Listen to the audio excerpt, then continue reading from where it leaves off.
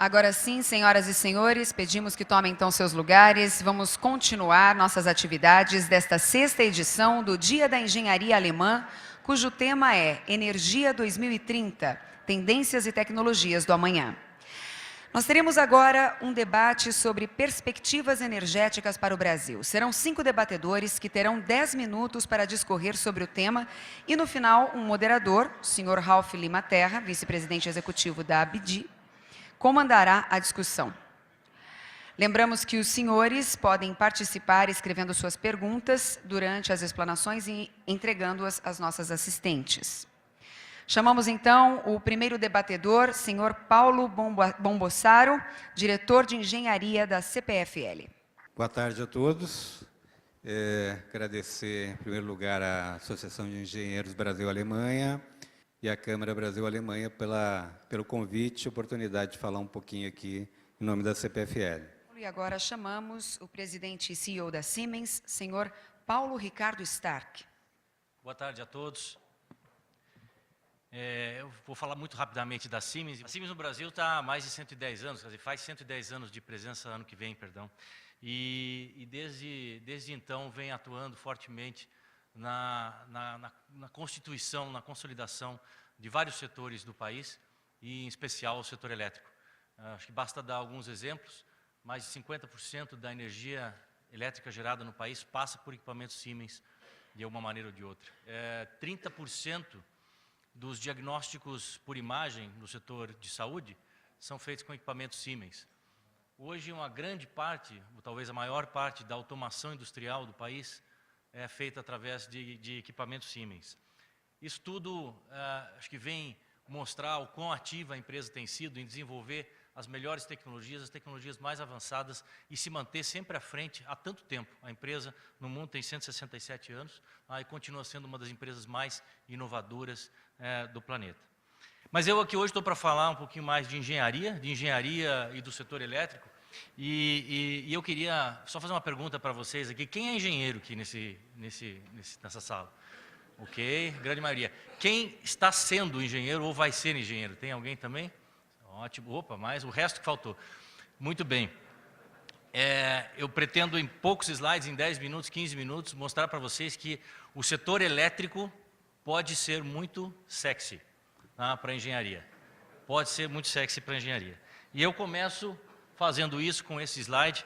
Isso aqui é uma visão ilustrativa do setor de energia, de um cenário que talvez nem esteja tão longe quanto 2050, talvez esteja muito mais próximo disso, onde, como já falado hoje, já mencionado hoje, determinadas megatendências vão ter impactos muito fortes na topologia, na forma como o setor elétrico e a vida das pessoas vai ser em volta disso. Não há como negar a tendência da urbanização, basta simplesmente dizer que a forma mais eficiente de se gerar produtividade é através da concentração de pessoas em grandes centros urbanos.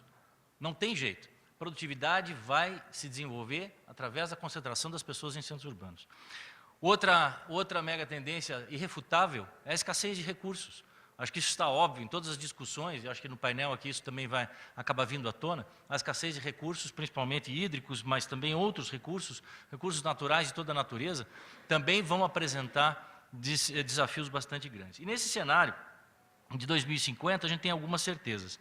Há necessidade de se aproveitar toda e qualquer fonte de energia elétrica. Toda e qualquer fonte de energia. E o uso dessa energia vai passar quase que necessariamente 100% pela forma elétrica. É muito improvável, num cenário mais de longo prazo, que a gente continue usando diferentes formas de energia. A gente vê já as primeiras movimentações no sentido de eletrificação de automóveis. Isso vai ocorrer e lá para frente, obviamente, a gente vai estar falando de tudo. Então, vai ser necessário aproveitar toda e qualquer capacidade de geração, toda e qualquer capacidade de armazenamento, toda e qualquer capacidade de balanceamento de carga. Vai ser necessário aumentar a densidade da carga para atender a demanda dos usuários. A gente já vê isso hoje aqui muito bem, claramente, na cidade de São Paulo. A dificuldade que já existe hoje para levar a energia para determinados centros de consumo, onde existe uma densidade de carga muito grande, sejam centros empresariais, sejam grandes shopping centers e combinações de atividades, no centro da cidade, onde não se consegue mais chegar com energia elétrica de 30, 40, 50 megawatts. For tentar conseguir isso hoje na tua distribuidora, raramente vai conseguir. No futuro, nós vamos estar falando de links de HVDC subterrâneos, chegando até o centro de consumo, com potências que podem chegar a 200 megawatts ou 300 megawatts para atender determinadas concentrações de carga. Nós vamos viver ainda brevemente o aparecimento e a consolidação do chamado prosumer, o produtor e consumidor de energia. Não vai mais existir essa transparência, essa separação tão clara entre quem produz e quem consome energia. Hoje é muito claro isso. No futuro, a gente vai estar falando muito mais do prosumer, aquele que tem a capacidade de produzir e a capacidade de consumir, obviamente, energia. Vai ser, bom, nesse contexto, foi muito difícil tentar escolher um projeto, porque a gente tem muitos projetos que abrangem várias dessas áreas, mas eu escolhi aqui um projeto para apresentar para vocês, que é o projeto REGER, o projeto que a gente fez para a ONS. A ONS é o operador nacional do Sistema Integrado Nacional. Só para relembrar a vocês, o Sistema Integrado Nacional contempla 97% de toda a energia consumida, energia elétrica consumida no país. Então, 97% de toda a energia elétrica consumida no país passa e é controlada e administrada pela ONS. E esse projeto ilustra, acho que a grandiosidade e a complexidade do Sistema Integrado Nacional e o impacto que a engenharia pode ter, principalmente a combinação da engenharia brasileira e da engenharia alemã, pode ter para uma solução dessa natureza. Esse projeto nasceu em 2009, quando a ONS decidiu investir na modernização dos centros de gestão que ela tinha. Ela tinha 5 centros de gestão distribuídos no Brasil, 4 operacionais e 1 centro nacional, mas que não tinham redundância, não tinham segurança entre eles, um não tinha capacidade de assumir o outro, e ainda por cima, cada um desses centros, ou pelo menos existiam 3 diferentes sistemas de gestão nesses centros. Então, diante desse cenário, em 2009, a ONS entendeu que deveria investir na robustez desse sistema para garantir que o sistema nacional estivesse 24/7 com uma altíssima redundância, estivesse disponível a qualquer momento.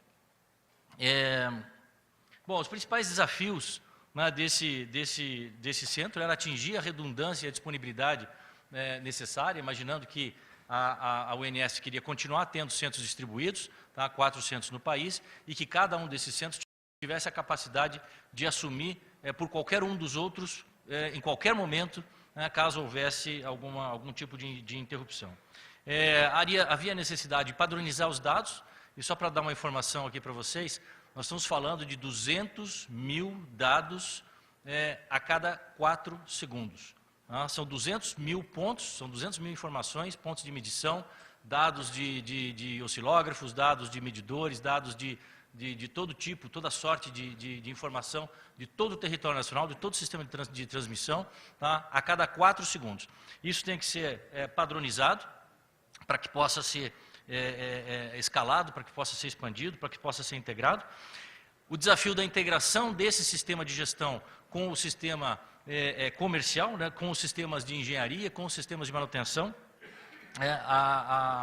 garantir também uma solução evergreen, ou seja, sempre atualizada, para que durante todo esse projeto, durante toda a execução, durante toda a operação desse sistema, a ONS tivesse sempre a garantia de estar operando com o sistema mais atualizado possível. A segurança cibernética, basta dizer que é um ponto extremamente importante, imaginar que o sistema inteiro brasileiro está na mão aqui dessa operação, e apresentar todo o Sistema Integrado Nacional num único centro, com toda a integração e registrar todas essas informações real-time para que possam ser analisadas em casos de perturbações, em casos de qualquer tipo de desvio. Como é que nós atacamos esse desafio? Nós atacamos esse desafio partindo para um consórcio. Nós fizemos um consórcio entre a Siemens e o CEPEL. A Siemens entrou aqui com o Siemens Spectrum Power CC, Information Model Manager, que é o cérebro da parte de gestão de dados desse sistema, e o CEPEL entrou com o SAGE, que é o Sistema Aberto de Gerenciamento de Energia, que é o sistema de previsão, forecasting, né, do perfil de consumo, de despacho, né, de todas as geradoras. Com isso, nós desenvolvemos uma solução, então, integrando esses dois sistemas, aqui a tecnologia alemã e a tecnologia brasileira, e fizemos isso aqui com engenheiros brasileiros, né, criamos um centro de pesquisa e desenvolvimento em Curitiba para isso, e recentemente, agora durante o ano de 2013, durante o ano de 2014, todo esse sistema foi colocado em funcionamento. Hoje a ONS está operando com os 4 sistemas, de maneira totalmente redundante.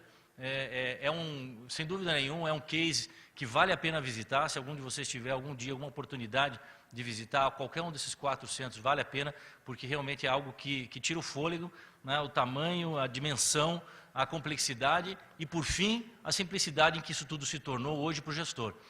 Você entra na sala de controle, tem 3, 4 pessoas trabalhando, relaxadas, numa boa, com toda aquela informação, alarme só no que precisa, toda uma inteligência filtrando toda a informação que precisa para que possa se fazer o melhor uso dela, evitar apagões, evitar desequilíbrio de carga, poder colocar mais geração, mais carga no sistema, aproveitando o máximo possível do investimento que já foi feito e que ainda virá a ser feito.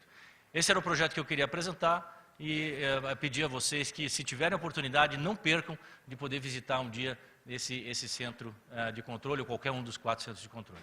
Muito obrigado. Nós gostaríamos, antes de chamar o próximo debatedor, avisar que os senhores podem se sentir à vontade, enquanto o palestrante está expondo seu ponto de vista, enfim, vocês podem já escrever, redigir as perguntas que as nossas assistentes vão até os senhores para retirá-las, ok? Vamos chamar agora o presidente da Eletrobras Eletronuclear, senhor Otton Luiz Pinheiro da Silva. E sendo da área nuclear, eu queria particularmente cumprimentar a engenharia alemã, porque quando acabou a guerra, tinha o seguinte cenário: havia uma bipolaridade. A Alemanha da época não podia comprar combustível na Rússia, porque na época era a União Soviética, era adversária. Não podia comprar eletricidade da França, porque na França não tinha centrais nucleares para ceder eletricidade. E tinha um estadista, tinha um grande estadista, um exemplo da humanidade, chamado Helmut Kohl, que gerenciou aquela situação de pós-guerra, implantando um sistema democrático fantástico. A Alemanha surgiu de uma forma. E, na parte de energia, ele teve primeira dificuldade a convencer os aliados que a Alemanha podia desenvolver energia nuclear para fins pacíficos. Não foi fácil. Mas ele é o que podemos chamar de estadista. O estadista, ele sente a necessidade do povo, tem confiança em si e lidera o povo naquela direção. Então, foi isso que Helmut Kohl fez, e a engenharia alemã respondeu com aquele vigor da engenharia alemã. Em 20 anos, produziram centrais, a Angra 2 é uma central alemã. Hoje nós operamos, a central de Angra 2 está entre as que melhores operam no mundo, é a segunda no mundo em desempenho. Uma delas é uma central produzida pela engenharia alemã naquela época. Então, esse era o cenário da época. As sociedades mudam e caminham, em todos os lugares ocorre isso. Nós temos os políticos estadistas e temos os políticos surfistas. O surfista é o que surfa nas ondas da opinião pública para se manter em cima do poder. E houve um grande evento no mundo, que foi Fukushima, um evento que não precisava ter ocorrido, aquilo foi um exemplo naquela empresa de má engenharia, por isso que ocorreu, era previsível, é bom que se diga isso, e havia sido mandada a mensagem para o parlamento alemão para estender de 2022 para 2032 a vida das centrais alemãs. Depois da Fukushima, naquele momento, a situação política estava um pouco confusa, houve a decisão de cortar tudo. Como um avião que ia descendo arremeteu, eu não sei, eu tenho minhas dúvidas se foi no melhor interesse do povo alemão. 15% de energia é muita energia. E a energia nuclear tem uma seguinte característica: estoca grande quantidade de energia a baixo custo. Na Europa, estocar energia sob a forma de urânio é mais barato do que aqui no Brasil a gente estocar a energia sob a forma de água. Então, é uma forma de estocar e ficar livre das oscilações de mercado, mas, de qualquer forma, houve essa decisão.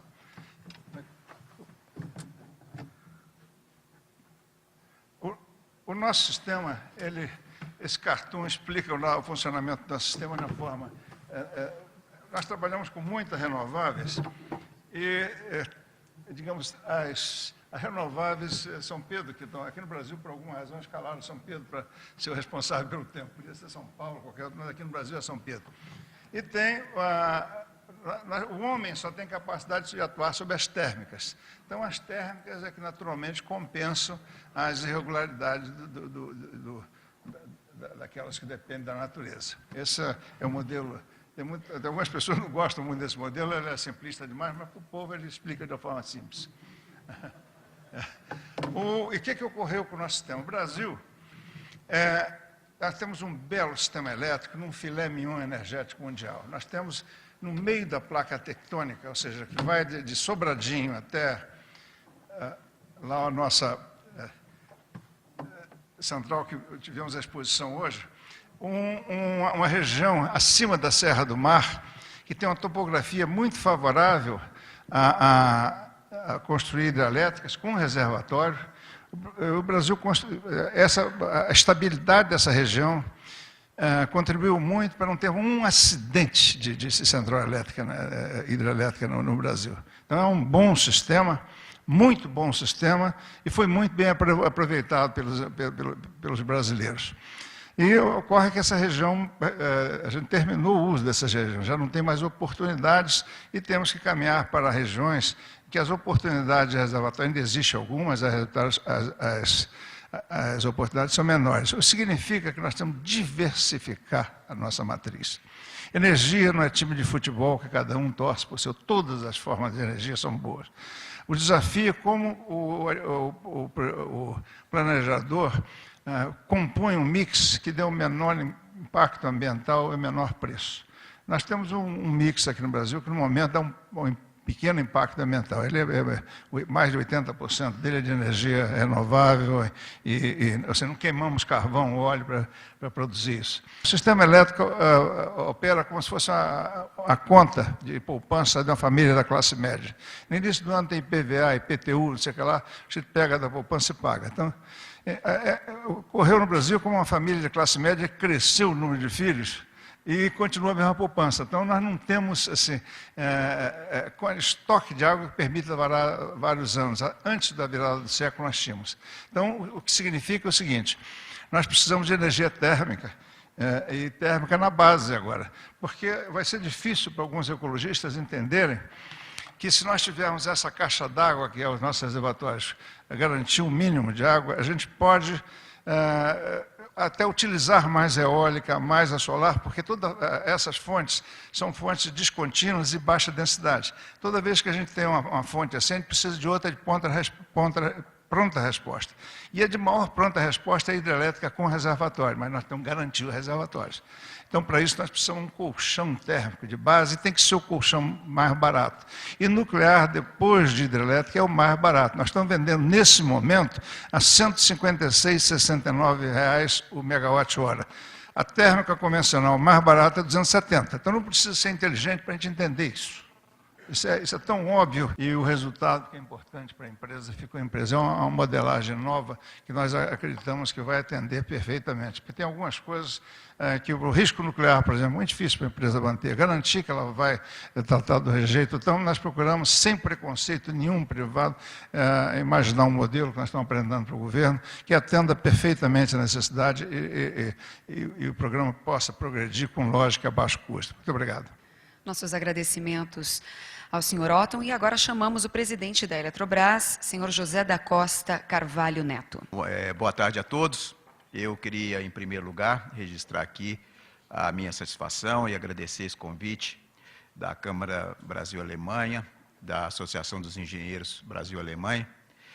E o que nós viemos aqui foi no sentido da gente apresentar esse tema, perspectivas energéticas para o Brasil.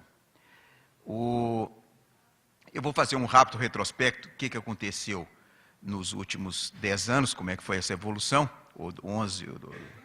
talvez 11 anos, e como é que vai ser, que está previsto como evolução para os próximos 10 anos, a gente fazer alguns comentários sobre esse plano, alguns pontos que nós julgamos que ainda vão ser alterados nesse plano, mas que serve aqui de pano de fundo para uma discussão, para esse debate que vai ter logo em seguida.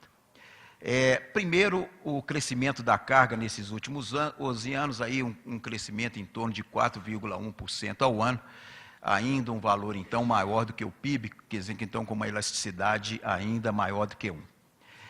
Nesse período, a potência instalada do Brasil, 2002, era em torno de 81 gigawatts, hoje, no fim de 2013, na ordem de 125. Então, você vê que cresceu em torno aí de 4 gigawatts por ano. Bom, o carro-chefe do Brasil, em termos da matriz, é a hidrelétrica. É a mais barata, é a fonte melhor que nós temos. Infelizmente, hoje, uma dificuldade de construir cada vez maior. Tem aqui diversos fabricantes, amigos nossos, empresas de engenharia que participam dessa epopeia nossa que é construir uma usina no Amazonas. Nós vimos aqui a apresentação, dá um orgulho muito grande, né? A gente vê a apresentação que os nossos colegas de Itaipu fizeram. Não sei se vocês observaram o reservatório, parece um jardim.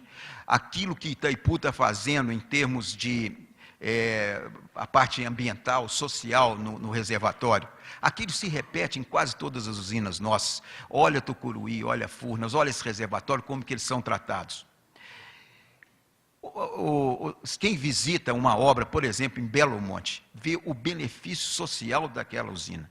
Não estou falando o benefício para o país, estou falando só para quem está no local. E, no entanto, nós temos 1% contra, que berra muito mais do que os 99% que estão a favor, que ficam silentes. Então, num seminário como esse aqui, eu acho que é um fórum importante para que a gente procure rever essa situação. Mas qual o potencial que o Brasil tem? O Brasil tem aquele potencial, aquele número que aparece ali no fim, em torno de 260 gigawatts. Desses 260 gigawatts, nós estamos com 85 já em operação. 34 é aquele número que eu mostrei, que está incluído nesse plano 2023. Tem 8,6 que são áreas com bacias prioritárias sem intervenções em terra indígenas, ou seja, 8 que relativamente, vamos dizer, simples de nós construirmos. 14, aproveitamento em bacias não prioritárias ou próximo à terra indígena, quer dizer, são aproveitamentos que têm uma certa viabilidade, mas não tão boa como as outras. 17 de PCHs ainda a serem construídas. Então, aquilo fecha um número de 160 gigawatts, que hoje parece que é o que é possível de ser aproveitado.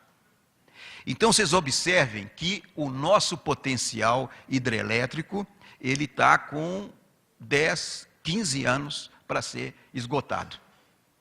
Essa é uma constatação importante. Quer dizer, do potencial nosso, dos 260, possivelmente nós vamos conseguir explorar 160. Desses 160 que nós vamos conseguir explorar, 35 está no plano até 2023, depois nós temos mais um pouco, isso aí vai o quê? Mais 5 anos além do, talvez aí até 2030. Mas acontece outro ponto. A nossa capacidade de reserva, o Otton comentou isso aqui. Hoje, no fim de 2023, o nosso reservatório vai dar para 3 meses de consumo. Então, independentemente da geração térmica ser base, no futuro nós vamos ter precisado de uma base em substituição, nós vamos precisar de cada vez mais térmicas para fazermos a compensação. É claro que é muito importante a eólica, é claro que é muito importante a biomassa, é claro que é muito importante a solar. Eu não comentei, mas aparece naquela projeção, a solar em torno ali de 2,5 a 3 gigawatts, já em 2023, que não aparecia no plano anterior. Mas foi comentado aqui por um companheiro aqui da Companhia Paulista, a parte da geração distribuída, foi comentado aqui também pelo Paulo. a geração distribuída vai crescer demais. Colocar um painel solar em cada telhado vai acontecer cada vez mais. Nós fizemos uma análise um dia desse, a gente vê que em 2030 nós podemos ter de geração distribuída de 7 a 17 gigawatts, que aquele número então que aparece são só, vamos dizer, usinas, geração distribuída assim, mas não a nível do consumidor. Quer dizer, a nível do consumidor nós vamos poder ter uma potência muito maior. E isso significa, é claro, uma mudança no processo de planejamento, no processo de operação. É como se fosse o microcomputador em vez do mainframe. É como se fosse a telefonia celular em vez da telefonia centralizada. Quer dizer, cada vez mais essa geração distribuída vai ser importante. Em termos de investimento, nós vamos ter um investimento total em geração e nos próximos 10 anos de 220 bilhões de reais e em transmissão em torno de 80, dando 300 bilhões, ou seja, 30 bilhões por ano. Você soma na distribuição em torno de 10, significa aí, então uma necessidade de 40 bilhões de reais por ano em investimento no sistema elétrico. Um sistema que está equilibrado. Por todas as contas que a gente faz hoje, ele está equilibrado. Mas uma coisa começa já a chamar a atenção. Todos os modelos nossos, muito bem feitos, grande parte deles feitos no nosso centro de pesquisa, o CEPEL. E eu até quero registrar aqui com orgulho esse trabalho que o Paulo comentou aqui, que nós estamos fazendo, que fizemos, esse sistema de operação, que realmente, para a indústria brasileira, para a engenharia brasileira, é um orgulho, né, da gente ter o sistema que opera tão bem. O sistema está equilibrado, vocês veem que com sobras estruturais. Agora, nós temos visto que o que está acontecendo agora, ele não está de acordo com a previsão do passado. Parece que o foco do passado, ele já não é suficiente para a gente prever o futuro em termos de hidrologia, por exemplo. Estão começando a acontecer algumas coisas um pouco diferentes. Então, é uma preocupação que a gente passa a ter. Esse aqui é o investimento em transmissão, que eu já me referi, em torno então de 80 bilhões. Então, acho que é muito importante no futuro o seguinte: primeiro, nós vamos ter que ter uma política de térmica. Nós vamos ter que enfrentar agora a parte nuclear, que o Otto já cobriu bem. A parte de gás natural. Desenvolver alternativas de armazenamento. Consolidar o nosso mercado livre de energia. E ter essa preocupação. É muito importante essas energias intermitentes, mas isso causa algumas preocupações, alguns pontos de atenção, pelo menos, em termos de planejamento e operação do sistema. Basicamente, então, eram essas as colocações que eu queria fazer, mas dizer desse total a importância da Eletrobras. Na geração total, naquele crescimento, se nós computarmos a nossa participação nesses empreendimentos, mais a dos nossos parceiros, que muitas vezes são viabilizados pela nossa participação, isso é nessas usinas estruturantes toda de Geral, Santo Antônio, Teles Pires, Belo Monte, a própria usina de Angra, quer dizer, todas essas usinas que são estruturantes. As linhas do bipolo, do Madeira, agora do bipolo de Belo Monte, a nossa participação é mais de 50% do crescimento do Brasil. Então, é muito importante essa participação. Nós devemos investir, nesses próximos 5 anos, em torno de 61 bilhões de reais. E estamos trabalhando firme para essa expansão sustentável, para conseguirmos também uma redução de custo muito grande. Nós fizemos um programa de incentivo ao desligamento, que nós estamos retirando da empresa, de 27 mil empregados, 5 mil. E é isso, claro, que exige novos processos, novo sistema de gestão, nova governança, que nós estamos cuidando no dia a dia. Mas então essa mensagem que eu queria dar, e novamente agradeço a organização desse seminário e registro novamente a minha satisfação de estar aqui presente. E vou estar aqui para depois alguma eventual pergunta. Muito obrigado. Agradecemos ao senhor José e agora chamamos o diretor de energia da Odebrecht Infraestrutura, senhor Edivaldo Tamberg. Boa tarde a todos. É um prazer participar desse evento. Parabenizamos a associação e a Câmara pela iniciativa. E, em nome do Grupo Odebrecht, agradeço muito pela oportunidade de contar nesses 10 minutos que seguem um pouco do que a Odebrecht está fazendo nessa área de energia tão crucial para os destinos do país. Queria, nos próximos 10 minutos, dar uma fotografia rápida do que é o Grupo Odebrecht hoje, como o assunto energia é visto, é tratado, e um pouco da estratégia da Odebrecht na área da energia nos dias que correm. O grupo está fazendo 70 anos esse ano, hoje com 32 máquinas em operação.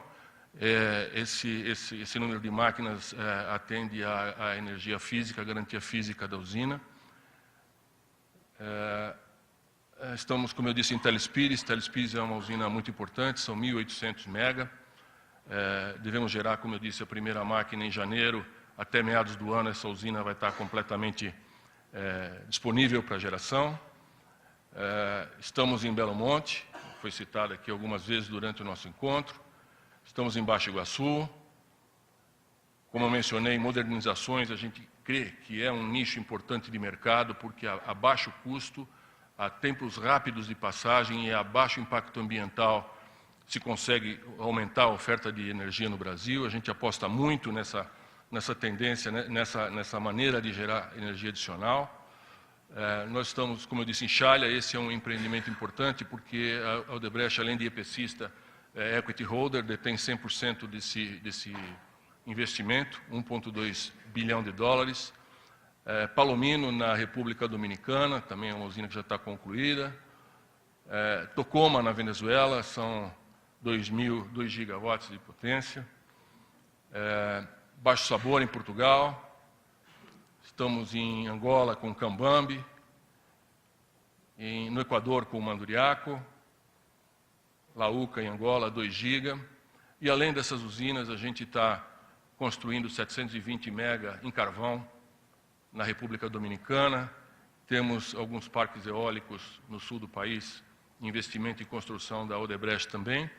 E eu acho que esse painel dá uma pista de como a Odebrecht está lidando com o presente do assunto energia e como a Odebrecht pensa em manejar, nesses anos que seguem, esse setor tão essencial para nós todos.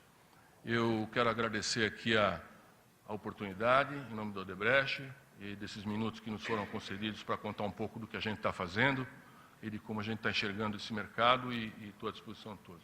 Muito obrigado. Nossos agradecimentos, então, ao senhor Edivaldo. E agora nós vamos ao debate sobre perspectivas energéticas para o Brasil. Chamamos, então, o moderador, senhor Ralph Lima Terra, vice-presidente executivo da ABDIB.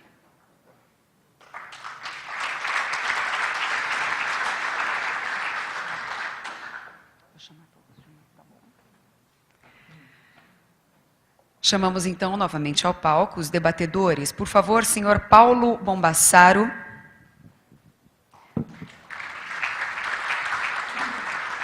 Senhor Paulo Ricardo Stark.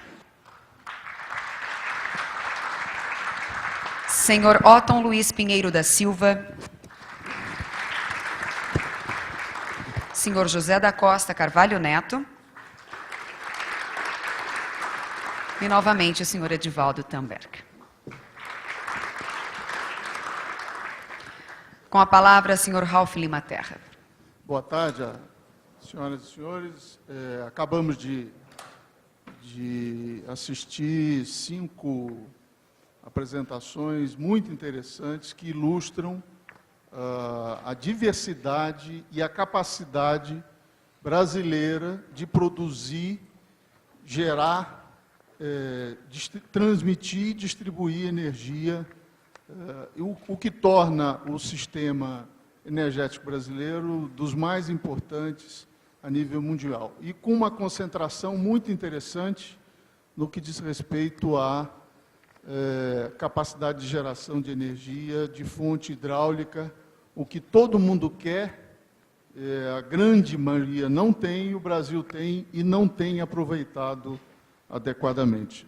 Então, eu preparei aqui uma série de perguntas para os 5 palestrantes, já recebi também uma série de perguntas, já devo dizer que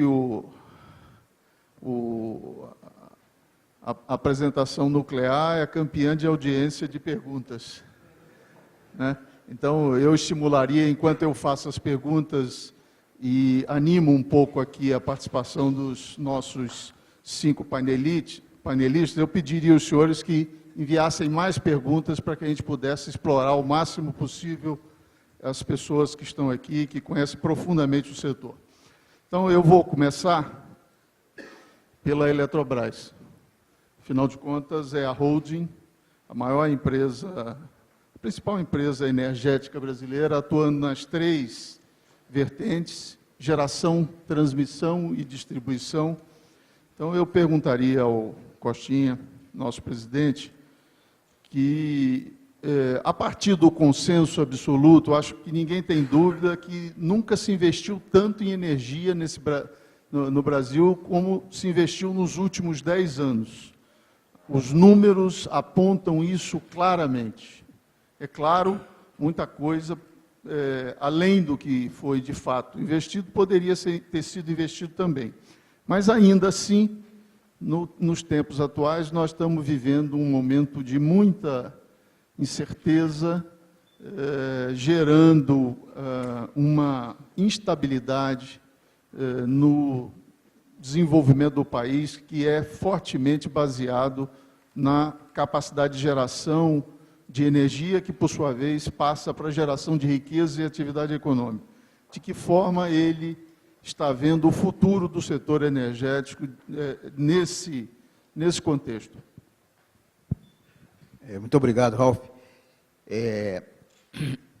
Realmente, nós estamos enfrentando aí uma das piores crises energéticas, eu digo mais, melhor dizendo, uma crise de chuva, né? Falta de chuva, uma crise climática, um clima completamente diferente. A gente, todo dia, quando acorda, vê aquele Bom Dia Brasil, você vê chuva no norte e no sul, e nada na região sudeste e centro-oeste, onde estão os nossos principais reservatórios.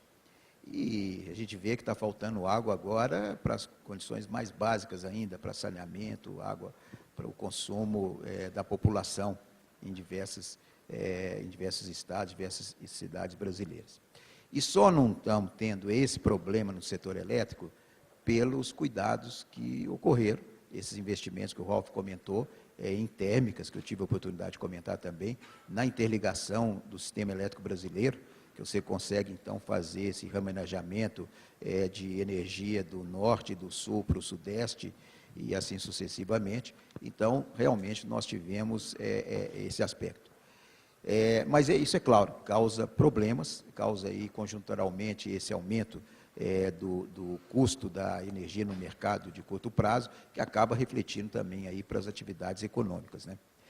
Bom, em questão de perspectiva, primeiro, eu posso comentar com você sobre o que está se prevendo em termos do clima, né?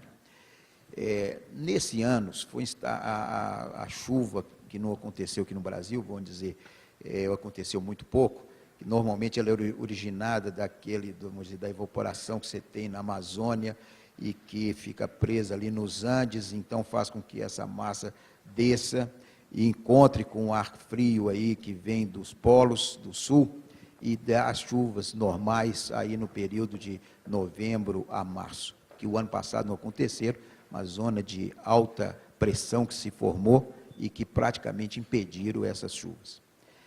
Todas as projeções que nós temos é que essa zona de alta pressão não acontecerá esse ano, nessa região, e então nós vamos ter chuvas próximas das normais, a partir já agora de outubro. São as projeções de todos os institutos que cuidam disso, de todos os centros de meteorologia, isso há uma grande convergência nesse sentido. Então, a gente espera que haja uma chuva normal, não precisa ser nem perto nem igual à média, pode ser inferior, em torno de 90% da média, e que a gente, então, começa a ter uma situação mais normal.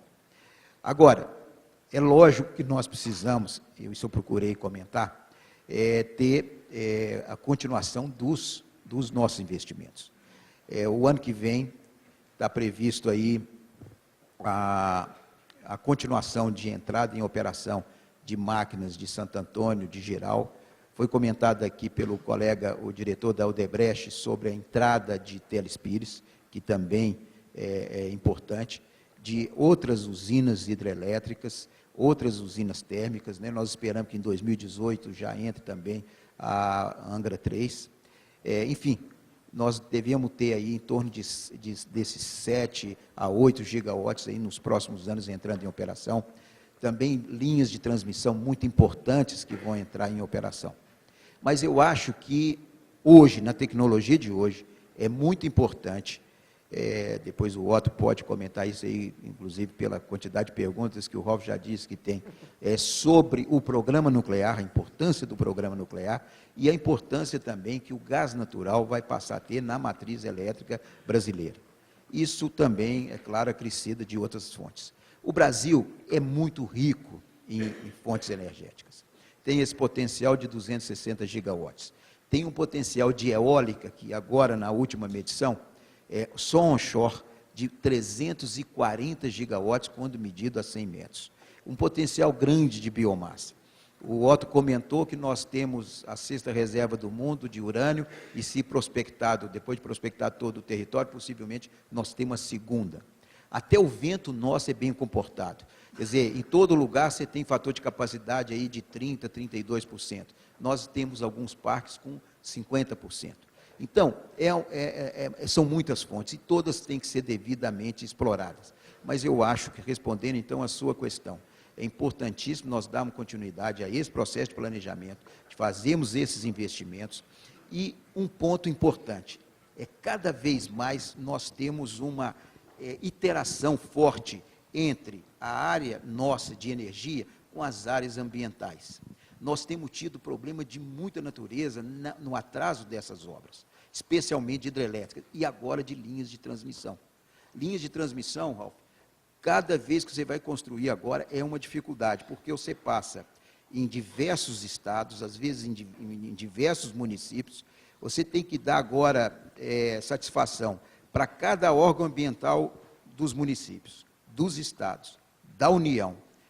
E tem querem outros coisas diferentes. que querem coisas diferentes. E agora, nós temos muito bem solucionado as questões com o IBAMA, mas agora tem o IFAM, tem a FUNAI, tem o Ministério Público, tem diversos atores. Então, esse grande pacto nós precisamos fazer, para que as obras não atrasem. E isso tem atrasado, e muitas vezes, por esses aspectos. Eu acho que, então, um ponto importantíssimo, além desses investimentos que têm que ser feitos, essa parte da matriz, essa parte térmica, cada vez mais a gente se preocupar com ela. Mas nós temos que ter uma preocupação aí muito grande. Cada vez mais nós resolvemos esses aspectos do interface nosso com as áreas que cuidam do ambiente e mesmo do Ministério Público e outros órgãos que estão afetos a esses aspectos. Ralf, posso só complementar rapidamente? Pode, eu já vou aproveitar e passar a pergunta que eu tinha selecionado para você, e você aproveita, complementa, e a mesma coisa vale para os demais painelistas que, porventura, queiram fazer alguma intervenção. Eu te perguntaria, Paulo, para desenvolver, para explicar e desenvolver um pouco o contexto da inovação tecnológica versus a política de conteúdo local. São duas coisas fundamentais para o país, mas que nem sempre caminham juntas. E nós, no ambiente lá da BDB, temos discutido muito isso, e você tem sido um paladino da questão de desenvolver essas duas questões de forma responsável e conciliadas. Então, eu te pediria que você colocasse um pouco de que forma você enxerga a questão, a necessidade de estabelecer política de conteúdo local sem cair numa armadilha que nós já vimos outros setores industriais caírem, se acomodarem, terem a garantia do suprimento, mas, por outro lado, não fazerem o que vocês estão fazendo, que você apresentou um projeto muito interessante de desenvolvimento de inovação tecnológica, claramente para garantir a política de conteúdo local para o suprimento, não só no Brasil, mas no mundo inteiro. Então, por favor, com a palavra. Antes de responder esse ponto, só complementar aqui um aspecto, Costinha, que eu acho bastante relevante. A gente, quando discute o plano decenal, quando a gente discute os investimentos em geração e transmissão que tem que ser feitos, normalmente a gente dá muito foco à agregação de capacidade adicional. Você mesmo comentou, são 7 GB por ano contra 4 por ano na média dos últimos anos, quer dizer, é um desafio enorme por um lado, mas apesar de ser parte do plano decenal, na minha opinião ainda é dado um foco muito pequeno à questão da eficiência energética. A quantidade, e esta é uma fonte de energia, né, que a gente tem e que está sendo muito pouco utilizada. A indústria brasileira, a infraestrutura brasileira, principalmente predial, né, ela deixa muito a desejar do ponto de vista de eficiência energética. O potencial que está armazenado aí é enorme. Nós estamos falando, por exemplo, somente na indústria, com aplicação hoje de tecnologia absolutamente disponível e disponível no mercado, nada que tenha que se realizar pesquisa ou desenvolvimento, alguma coisa assim, possibilidade de redução de até 20%, 30% no gasto de energia elétrica, imediatamente. Na construção, na parte predial, também nós estamos falando de 20% a 30%, pode chegar até 50% de redução aplicando as tecnologias hoje já disponíveis. Então, só imaginando isso, qual que é o potencial que se tem aí que não está sendo explorado. Esse era um ponto só que eu queria adicionar aqui. E aí, respondendo a tua pergunta, Ralf, a questão do conteúdo local, da pesquisa e desenvolvimento e do setor elétrico, eu acho que, para começar, para falar desse tema, tem que falar o seguinte: inovação, na minha opinião, inovação, ela acontece naturalmente, na mão do empresário que enxerga um mercado de longo prazo e que enxerga uma estabilidade de política. Né? Você não precisa forçar, ela acontece. Conteúdo local, a inovação e conteúdo local vai acontecer naturalmente a hora que a gente tiver estabilidade. O que a gente não pode esperar, na minha opinião, é que o empresário traga, de livre e espontânea vontade, conteúdo local para o Brasil, né? Se ele não tem acesso ao mercado de exportação, porque ele é extremamente ou sobretarifado, ou tem custos operacionais aqui totalmente incomparáveis com qualquer outro lugar do mundo, ou seja, deixa de ter acesso ao mercado internacional, em primeiro lugar. Segundo, no mercado local, ele tem uma volatilidade, né, que não está seguindo apenas a regra de mercado, ou seja, tem uma interferência muito grande. Vamos ver a questão eólica. Né? Eólica, se você quer investir para fabricar aerogeradores no país, né? Para aproveitar, obviamente, uma redução de custos logísticos do que trazer de fora, aproveitar uma disponibilidade da indústria de aço brasileiro que está aqui, etc. e tal, né? Você tem que contar com um mercado. Mas hoje, pelo menos até pouco tempo atrás, não existia nenhum tipo de segurança de que esse mercado vai continuar existindo. Se amanhã mudasse a regra do leilão, né, do leilão de energia, você poderia parar de ter esse mercado. E aí todo investimento que o empresário fez vai para o ralo.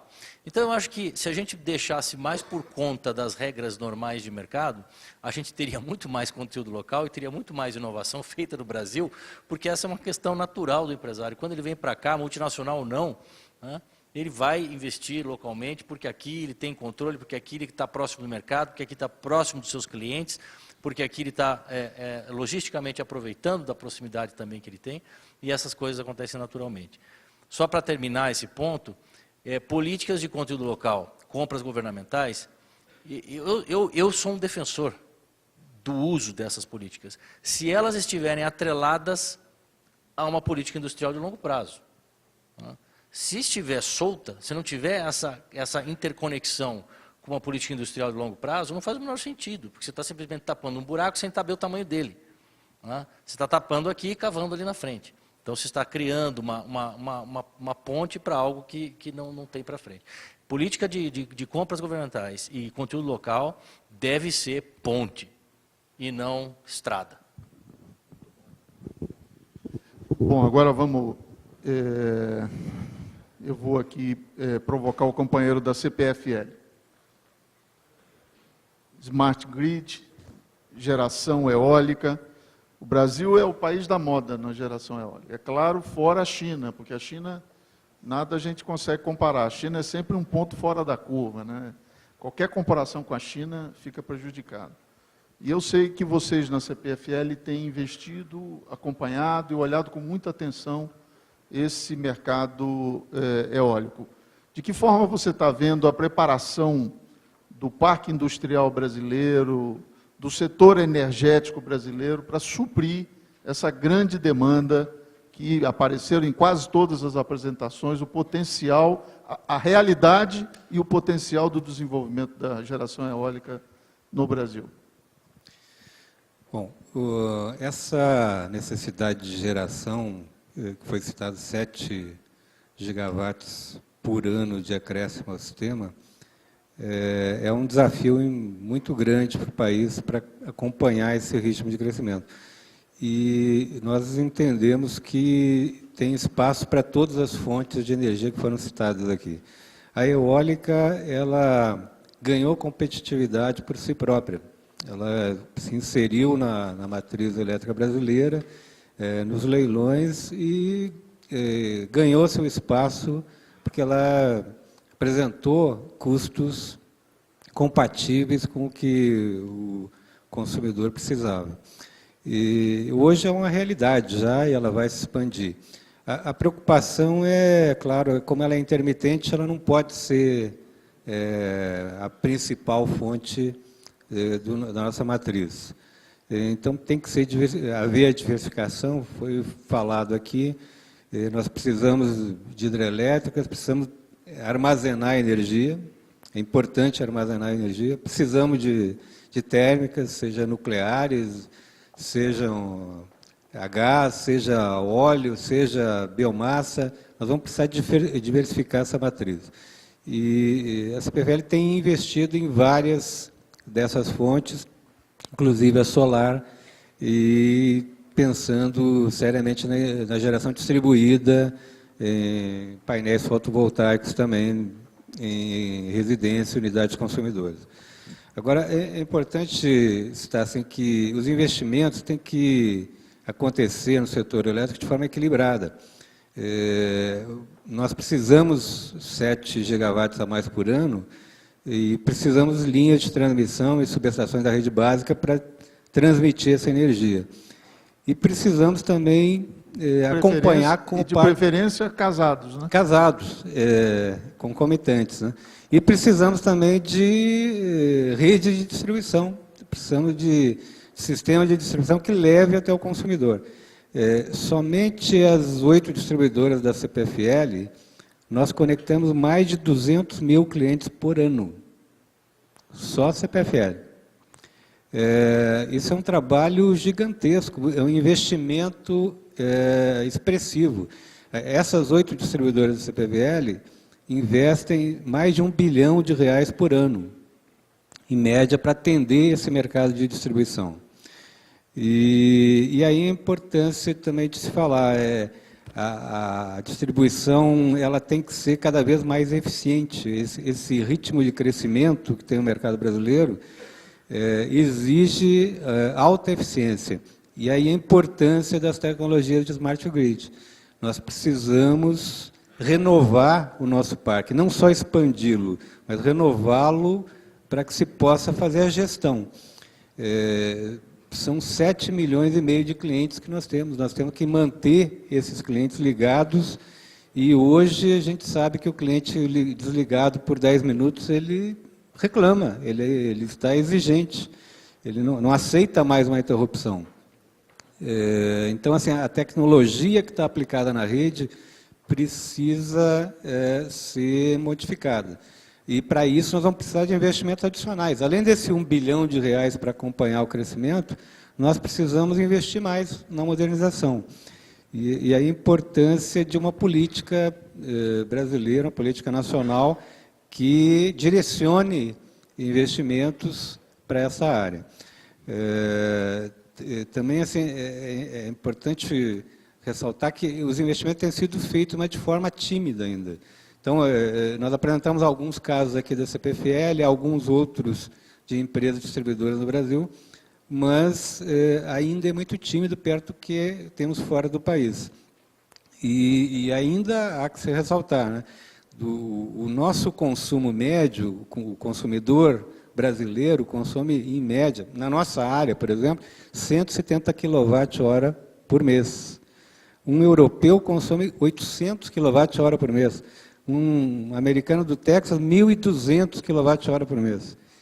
Então, se nós também pensarmos aqui, não, vamos pedir para o povo economizar energia, não cabe. O povo brasileiro ainda tem muito que crescer em termos de consumo de energia elétrica. Ou seja, o desafio pode ser ainda maior, na medida que o consumidor brasileiro está ganhando renda, está ganhando capacidade de consumo, esse consumo tende a aumentar. E nós temos visto aí, as temperaturas que estão fazendo, o volume de ar-condicionado que está sendo inserido no mercado é imenso. Ou seja, talvez os 7 gigawatts não sejam suficientes nos próximos anos. Muito bom. O Edivaldo, aqui da Odebrecht, está pedindo para fazer uma parte, e eu vou aproveitar e endereçar também, além do parte, Edivaldo, por favor, que você fale um pouco para a gente sobre o que eu, pessoalmente, considero o grande desafio que nós temos pela frente no país, no que diz respeito à infraestrutura, não só para a área de energia, que é o carro-chefe da infraestrutura, que é a questão da financiabilidade. A capacidade de dotar os projetos brasileiros de um grau de atratividade que permita motivar os investidores privados com regras estáveis, com regras amigáveis, de forma que venha participar desse desafio e ajudar, né, na financiabilidade desse projeto. E a Odebrecht tem não só uma experiência grande aqui no Brasil, mas também nos 4 cantos do mundo, construindo, explorando empreendimentos de infraestrutura como um todo. De que forma você vê isso e a parte que você pediu para fazer aí, a questão da eólica? Alô. A questão da... Está funcionando sim. Ok. Apenas com relação à eólica, como construtor de eólicas e como investidor em eólica, eu queria só complementar um pouquinho nessa ponta tudo que foi dito aqui sobre essa fonte de energia. Primeiro, realmente é notável a maneira como o mercado brasileiro rapidamente entendeu o que é essa fonte e como rapidamente se tornou competitivo nessa fonte. Isso demonstra uma flexibilidade, uma adaptabilidade muito grande do mercado, dando uma nota clara que os recursos necessários, humanos necessários para fazer isso, são disponíveis. Capacidade de gerar bons projetos a partir de boas cabeças e profissionais competentes é notável. E isso parcialmente responde à sua pergunta que vem em seguida. A observação que quero fazer sobre eólicas é que a produção do aerogerador, sem querer entrar no detalhe técnico, segue o mesmo princípio de um automóvel, é como se fosse um centro de montagem. E aqui entra um parâmetro que a gente precisa aprender a controlar melhor, que é justamente a rede de fornecedores do aerogerador. À medida que essa fonte foi leiloada, negociada, contratada, e que o fabricante vai a mercado, o requerimento de adaptabilidade da rede de fornecedores, do supply chain, ainda está pagando o preço da inovação.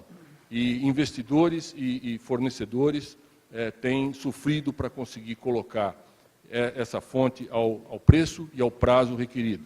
Essas são as dificuldades que a gente tem enfrentado nessa fonte, mas é indubitável que elas têm que ser superadas, serão superadas, porque não podemos, de maneira alguma, dispor dessa fonte, deixar essa fonte de lado dentro da nossa matriz, como nós vimos ao longo de todo o dia. Uma outra dificuldade que as eólicas ainda apresentam é exatamente o aspecto de conexão ao grid. A conversa com a conexão à rede e as providências de conexão à rede são ainda bastante, eu diria, incipientes, com requerimentos muito diferentes, dependendo de onde você está com a planta. Se você está com a planta no Rio Grande do Sul, se você está com a planta no Ceará ou na Bahia, é usual que os requerimentos de conexão ao grid sejam diferentes. Isso acaba trazendo um atraso na conexão ao grid, que é dinheiro ao ralo. Então, esses dois pontos, eu acredito que são os dois principais obstáculos de curto prazo a serem superados. A corrente de fornecedores e a rapidez e as providências necessárias para conectar a usina geradora ao grid. Sem falar de alguns casos em que a própria linha de transmissão não estava disponível. Mas eu acho que são coisas que têm que ser acertadas. Indo para a questão que você me colocou diretamente, Ralf, você mais ou menos que perguntou e respondeu. O Brasil tem excelentes projetos, capacidade de gerar excelentes projetos, tem capacidade de planejamento, e o que se requer é simplesmente o que você acabou de dizer. É necessário que hajam regras estáveis, porque o capital é um animal, como todos sabemos, muito arisco. Não é que o capital seja ilimitado, o capital é limitado, e naturalmente ele vai se alocar onde ele observar os riscos mais palatáveis.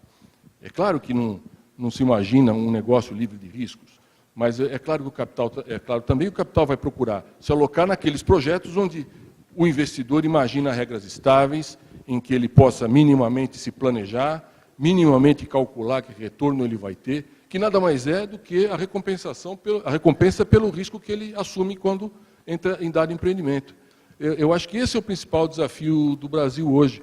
Não é falta de bons projetos, não é falta de planejamento, não é falta de boas cabeças para pensar o que é necessário, mas sim trazer ao investidor uma tranquilidade necessária para que ele aporte o recurso necessário e a seu tempo, na confiança de que ele vai ter o retorno esperado. Eu acho que esse é o grande desafio nosso. Muito bom, muito bom. Terminando aqui o primeiro ciclo, eu vou passar para o Otton e vou procurar fazer um sumário, Otton, além da pergunta minha, que é singela para você, vou fazer um sumário das 6 perguntas que vieram aqui para você. A questão que eu gostaria de endereçar para você é a questão da opinião pública no que diz respeito aos riscos inerentes à geração nuclear. Me parece, e eu gostaria de ouvir a sua opinião, que no Brasil nós carecemos de um trabalho de esclarecimento do que de fato é risco e o que fazer para mitigar os riscos de uma usina nuclear. Nós temos aí diversos exemplos. Antes mesmo de começar o evento, você estava nos explicando o que de fato aconteceu lá no Japão com esse último grande desastre. E nem sempre é o que foi divulgado e o que a opinião pública acabou sabendo. Então, pediria que você desenvolvesse um pouco sobre isso, a necessidade ou não de fazermos um trabalho articulado através da sociedade organizada que possa ajudar a esclarecer essa questão. E passar para você algumas questões que vieram aqui. O Gustavo Santi, da Titan Pneus, se fala muito em tomarmos cuidado com os resíduos nucleares. Existe um estudo para neutralizar o resíduo antes dele ser descartado? O Valdir do Carmo de Silveira, pelo que entendi, o senhor Otton defende a energia nuclear. Como explicar o acontecido no Japão? O senhor Reginaldo, da Faculdade de Ciências Humanas. O que é feito hoje, atualmente no Brasil, com os resíduos produzidos pelo processo de fonte nuclear produzido em Angra? O senhor César Fomentio, da Lancex. Concordo com o senhor Otton sobre o custo da energia nuclear, mas como ficamos com o passivo ambiental? As outras formas de energia sustentável não têm um passivo ambiental? Isso também é considerado custo?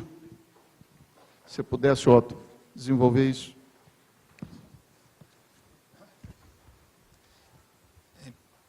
Em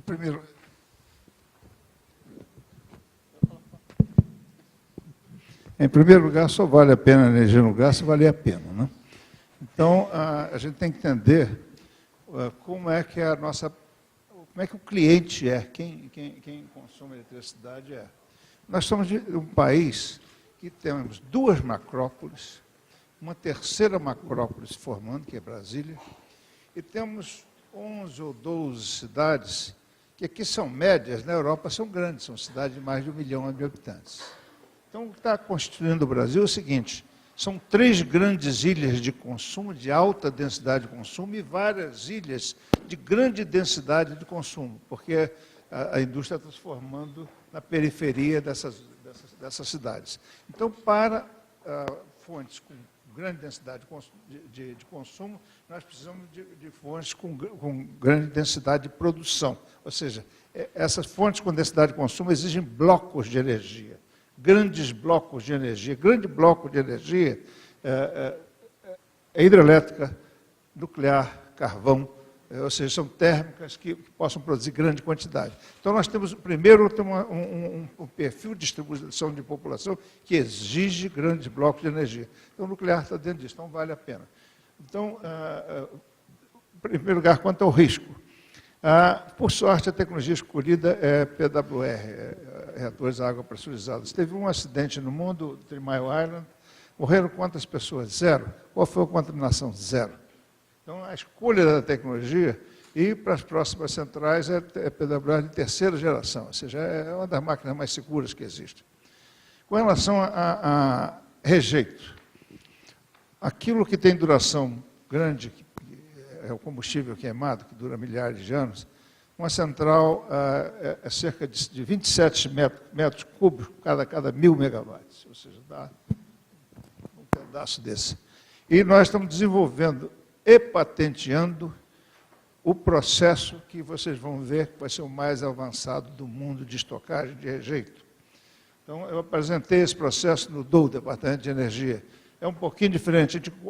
Nós começamos a encapsular o combustível na origem.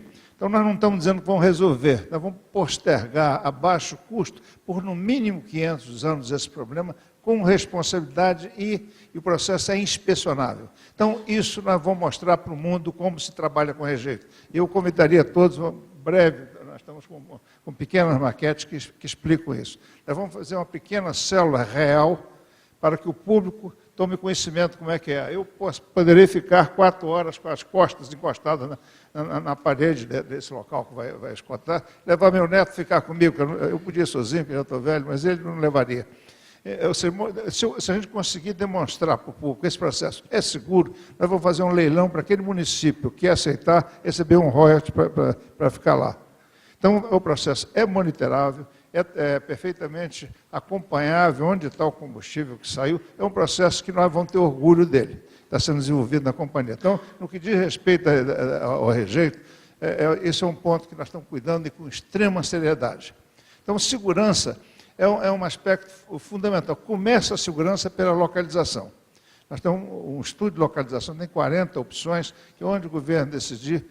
Depois a tecnologia, é PWR terceira geração, que não precisa de energia externa para não ocorrer o que ocorreu em Fukushima. E lá em Fukushima ocorreu porque eles projetaram errado. Eles puseram os dieselgeradores que davam energia, para quando desligam a central, ele continua produzindo uma pequena quantidade de calor depois. Para isso, tem um sistema de remoção do calor residual. Para isso, existem em toda usina 4 dieselgeradores, para ser redundância de 1 em 4. Um só dá para fazer isso, mas é obrigado a ter 4. Agora, nada adiante isso, que lá eles projetaram, a posição desses dieselgeradores é muito baixa, mais baixa do que a nossa. Então, quando houve o acidente de Fukushima, a primeira pergunta que eu fiz, por que eram 6 usinas, por que 2 não ocorreu nada? Ocorreram nas outras 4. A resposta foi essa, porque nas 4 que ocorreu, os dieselgeradores eram baixos. A segunda pergunta que eu fiz é onde é que está a posição do nosso dieselgerador em relação ao nível do ar. Está mais alta do que aquelas 2 que não deram defeito no Japão. Ou seja, se as nossas centrais estivessem no Japão, elas não dariam defeito. E, além disso, 2 anos antes, nós começamos a licenciar uma PCH 17 MB, que é um backup por diesel, ou seja, a gente preocupou com segurança. Nuclear, preocupado com segurança, como qualquer coisa, é muito seguro, é mais seguro do que a gente ser atingido por um meteorito agora, desde que seja projetado com segurança. Esse é o aspecto. Nós não podemos levar, digamos, acidentes que ocorreram por não levar a sério o negócio. A TEPCO é uma empresa que foi conhecida por isso. No teste de pressão na condensação, que foi feito alguns anos antes, tinha um compressor para simular que não estava caindo a pressão na mesma... Ou seja, a segurança é uma coisa séria, tem que ser levada a sério. Isso é o primeiro requisito do nosso programa. Dentro desse princípio, não há nada como, desde que cuide do rejeito que nós estamos cuidando. Ou seja, a gente está procurando levar com responsabilidade. Obrigado, Otto. Eu disse que o Otto tinha sido campeão, mas não, na verdade o campeão foi o Costa, presidente da Eletrobras. Olha a quantidade de perguntas. Eu vou ler algumas e pediria se você pudesse resumir numa resposta. O Christian Miller, nosso presidente da VDI, ele pergunta o seguinte: o sistema de transmissão e distribuição no Brasil é estável? Corremos, em relação à transmissão e distribuição, algum risco de apagão? O Brasil já tem um alto custo de energia. Como vão ficar os planos para o futuro? Temos as termoelétricas todas ligadas, praticamente respondendo por 20% da geração atual. Onde nós vamos chegar? O Sérgio Parada, da Andritz, em plena crise energética, não existem projetos no pipeline. Onde falhamos? Falta de planejamento, empreendedorismo. O Ricardo Widnick, levando-se em conta os valores apresentados nas palestras sobre o custo de geração de energia hidro na faixa de 121 e termo diesel na faixa de 220, o governo não comete um erro grave ao permitir o valor de 822 para o custo de energia no curto prazo? Qual é a justificativa para esse valor? Silvio Pascoal, qual é a situação de regulamentação da produção e comercialização de energia elétrica gerada por microestações de células voltaicas? Reginaldo, pelo histórico de estudos, atualmente passamos por um período muito seco. Existe um risco de novo apagão nessa direção? Quais seriam os principais entraves regulatórios para a transformação do setor? O arcabouço atual regulatório é correto? É preciso que as empresas investam mais em geração e transmissão? E por aí vai. São todas mais ou menos nessa mesma direção, né? Eu pediria, Costa, que você desse... Tem uma pergunta aqui que eu achei muito interessante, do Kurt Reichenbach. Se cada residência tivesse um financiamento para a instalação de energia solar fotovoltaica, o investimento em transmissão não seria mínimo? O Vitor gostaria de saber sobre as perdas na distribuição de energia elétrica, que é uma questão que já foi abordada. O Wilfred fez uma grande pergunta aqui sobre, comparando o Brasil com hidrelétrica na Noruega, que eu tive a oportunidade de passar para você, e passeia pelas eólicas e fotovoltaica. E o Alex, como o restante da Europa está enxergando a decisão alemã de acabar com as nucleares? Essa atitude não pode desenvolver uma ação mundial por parte de outros governos? Se você pudesse dar um panorama geral.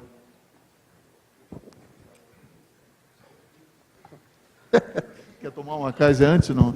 Você tem 1 minuto, tá, para responder. 1 minuto. Tá certo, Bom, então, indo rapidamente aqui, o sistema de transmissão brasileiro, eu acho que ele opera muito bem. Nós estamos aí, como foi colocado aí, foi dito 97, hoje, com a ligação de Manaus e agora Macapá e Boa Vista, vai ser mais de 99% do sistema interligado nacional. Esse sistema, para vocês terem uma ideia, é um sistema muito robusto. Todo dia acontecem 7 perturbações em média. Dessas 7, pouquíssimas viram interrupção. Interrupções, o ano passado, com mais de 1.000 megawatts, não deu nenhuma. com mais de 500, deram 4. Então, vocês observem que é um sistema muito robusto e cada vez nós temos que caminhar mais para esse ponto. A rede básica do Brasil inteira, o ano passado, ela provocou menos de 30 minutos de interrupção por consumidor. Já em distribuição, nós temos companhias que operam, você viu que a Paulista aí com 6 horas por consumidor, tem companhias com 50, a média brasileira tem 18 horas por consumidor por ano, pela extensão do nosso sistema elétrico, que é muito grande. Com essa média de 18, quando você compara com países de primeiro mundo, os europeus, os americanos, que operam aí na faixa de 2 horas e meia, 3 horas, realmente nós temos aí um progresso grande para fazer.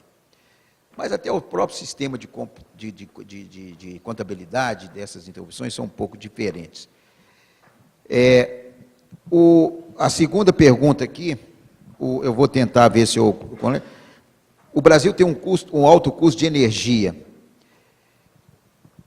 Isso é explicado, em parte, o seguinte: nós temos a demanda da França, o Brasil, com a extensão de 12 vezes a França.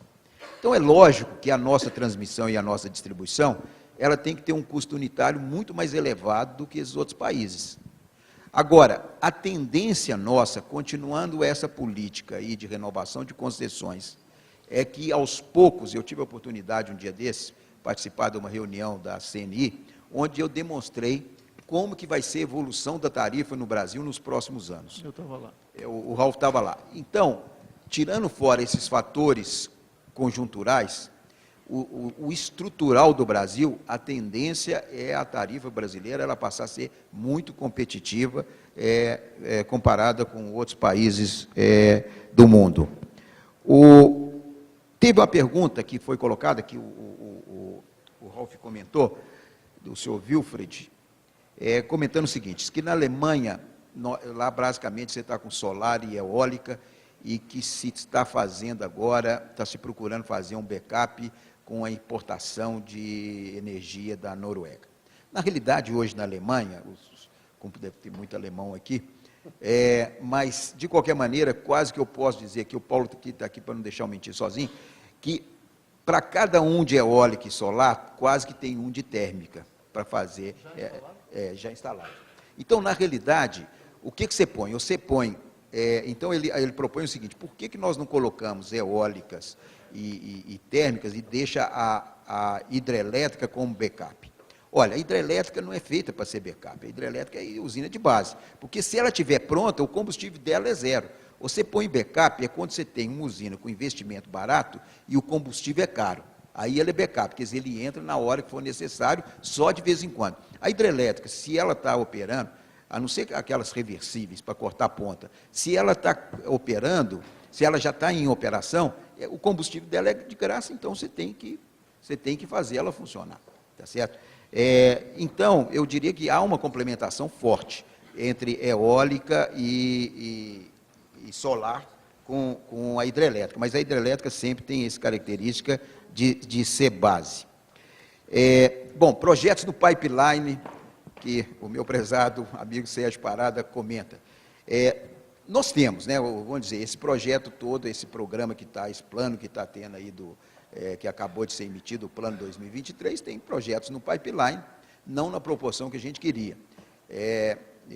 Nós discutíamos antes aí que Tapajós, São Luís, essas usinas, eu tenho convicção, qualquer que seja o resultado eleitoral, que ela vai ser licitada em 2015. Eu não tenho a menor dúvida disso, que essas duas usinas, que agora em conjunto dão aí mais de 12 mil megawatts, elas vão ser licitadas e é um pipeline importante. Não precisa nem de rezar, essa aí você pode me cobrar, que qualquer que seja o resultado... Acho que você rezar para chover, viu? Mas vamos lá, Costa. Levando-se em conta os valores apresentados em sua palestra sobre o custo de energia... Bom, está falando o seguinte, o custo da usina, o Ricardo Vidinich, aqui é um cumprimento, muito tempo que eu não o vejo. Tá bom, Ricardo? Paulo. Nós temos foi apresentado aqueles custos, são de usinas onde custos marginais de expansão, e o Ricardo está comentando sobre o custo marginal de operação 800. Realmente é muito caro, está muito elevado, mas ele reflete esse custo marginal de operação, um desequilíbrio que está tendo hoje pela falta de água que existe. Então, nós estamos tendo que operar as térmicas, não como elas estavam sendo planejadas, 10%, 20% do tempo, mas o tempo inteiro. Então, esse custo está subindo, mas pelo menos está evitando o racionamento. Nós já sabemos que tem esse trabalho que a ANEEL está conduzindo, de cortar esse valor aí pela metade, né? Bom. Tem um recado aqui que agora, além de parar de falar, eu tenho que ir embora, senão vou perder o avião. Bom, eu posso, se você quiser... Eu acho que podia depois responder para a organização. Eu não sei se posso passar as perguntas para ele. Eu tenho aqui o endereçamento. Eu posso, com muito prazer, eu posso responder. Posso levar comigo? Tá. Pode. Bom, muito bem. Você já vai sair, Costa? Não, vocês que sabem. Por favor. E tem mais 3 perguntas técnicas muito interessantes para o Paulo Starck. Uma delas falando de armazenamento de energia, se alguma tecnologia disponível, se você pudesse fazer um rápido brief e com isso a gente encerrar o painel, porque a organização já diz que o tempo está esgotado. Está tocando o alarme, né? Eu vou tentar ser rápido. Tem 3 perguntas. A primeira é sobre quais soluções de ganho de eficiência energética são oferecidas hoje já pela Siemens. Não só a Siemens, mas várias empresas têm já, mas a Siemens, sem dúvida nenhuma, tem um portfólio completo, não só para a indústria, mas também para a infraestrutura. Quando a gente fala em indústria, por exemplo, uma coisa muito simples, que já está, os inversores para acionamento de motores, tá, eles permitem uma economia bastante significativa no acionamento de motores em toda a gama, motores pequeno, médio, grande porte dentro da indústria.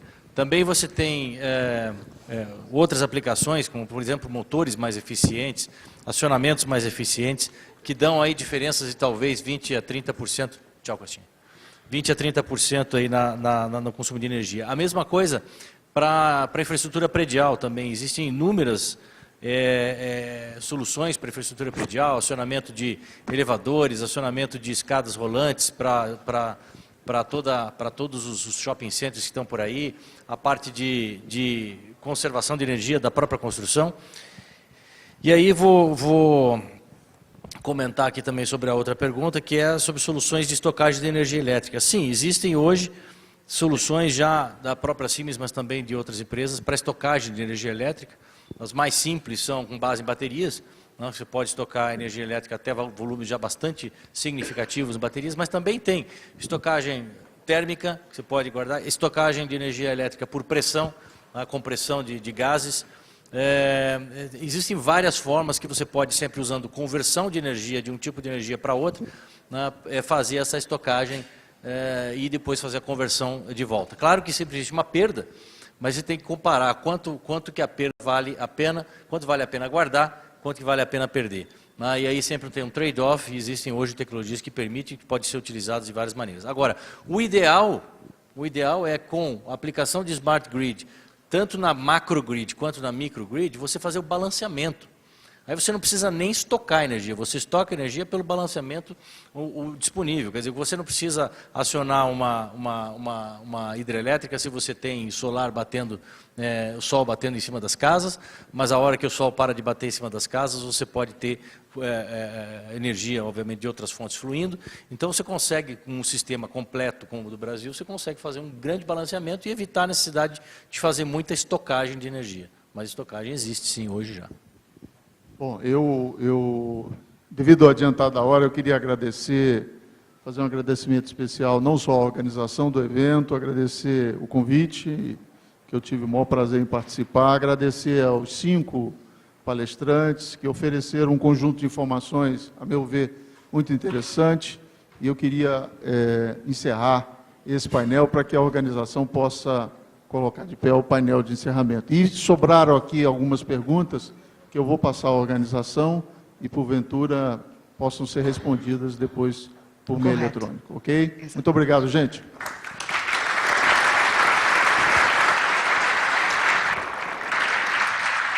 Nossos agradecimentos aos debatedores e também ao moderador. Como o próprio moderador disse, essas perguntas serão encaminhadas pela organização a todos os debatedores e elas serão respondidas via e-mail posteriormente aos senhores. Eu peço mais um minuto da atenção de todos, porque agora nós vamos às considerações finais e, para tanto, eu gostaria de chamar o senhor Christian Miller.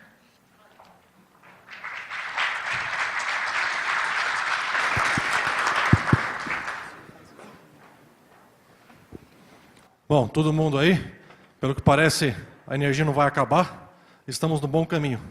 Já aprendi mais uma coisa, no meu ramo a gente fala em milhões e milhões e milhões, no ramo da energia de bi em bi, então os pulos são bem maiores, né? Nós temos aqui uma missão especial da diretoria da VDI da Alemanha, que é entregar a homenagem a uma pessoa que trabalhou durante muitos anos na Alemanha, num grupo de trabalho específico para ferramentas de estampagem de grande porte. Pessoa, conseguimos, depois de 365 dias, capturá-lo. Isso aqui já era para ter sido feito essa homenagem ano passado, não conseguimos. Seguramos, queremos chamar o Uwe Schröder aqui à frente, que será homenageado, e o Celso Praceres, que é o diretor da engenharia de manufatura da Volkswagen, para entregar o prêmio. Os dois, Volkswagen.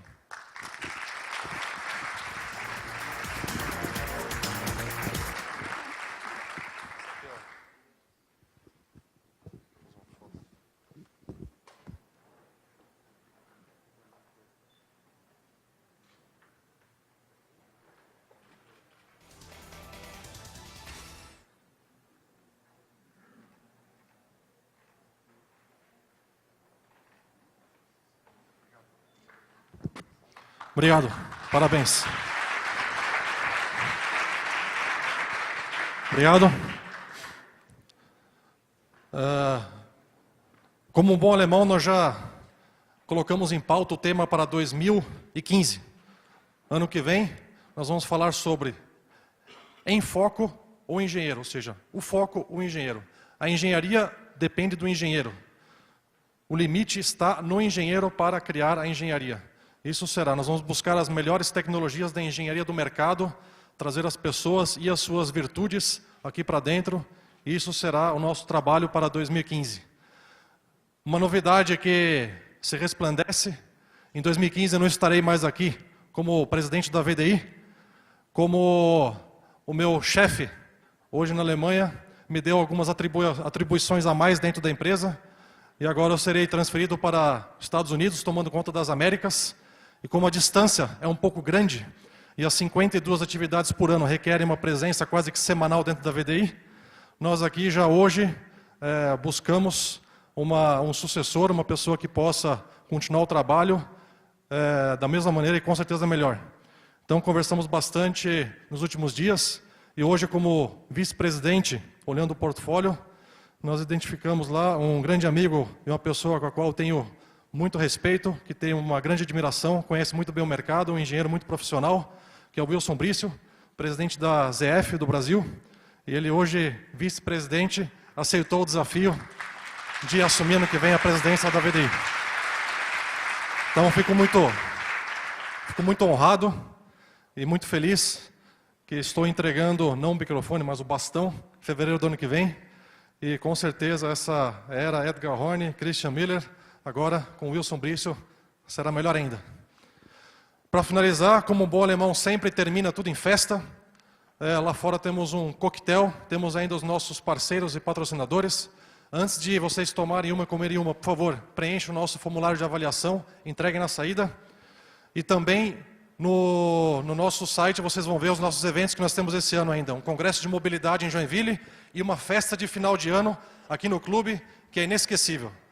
Obrigado pela presença, espero revê-los ano que vem mais uma vez aqui na presidência do Wilson Brício.